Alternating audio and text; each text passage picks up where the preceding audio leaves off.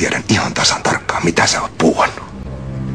Älä yhtään yritä valehdella. Ismo, ota isistä. Haluut sä turpaas? Ja taas pistettiin maanmatonen omaan kolonsa ja tiukasti.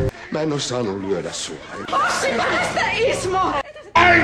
Tästä irtoa tapansa! En mä voi jättää sua ton kanssa kahdestaan. Kyllä mä selviän. Mene nyt. Selvitään Ismolle koko jutun.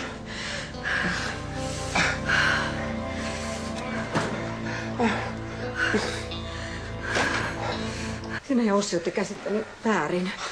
Mä en todellakaan ole mustasukkainen Ossista. Mä tiedän, että sä oot kosiskellut Ossia jo pidemmän aikaa. Mun ei tarvitse kuunnella tollasta. Sä tapasit kuitenkin Ossin! Enkö oo oikeassa? Mitä? Mä olin tosi huonossa kunnossa silloin. Sä jätit mut yksin. Ja mä olin oikeassa sen suhteen, että sä oot mustasukkainen Ossista.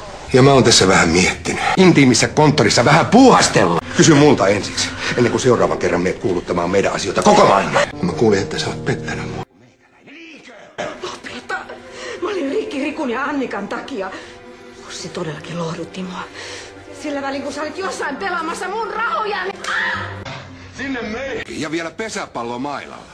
Voi helvetin perse. Kaikki menee päin vittua, saatana! Aikoinaan mä olin portsarina Elinan klubilla ja mä joudun yhden asiakkaan kanssa tappeluun, mutta en pelkästään omasta syystäni. Mä rakastan sua. Tanja, oot sä täällä? Voi helvetti! Tanja, sä tiedät, että mä en oo paha ihminen. Mä rakastan sua, Seppo. Mulla vaan jotenkin päässä naksat.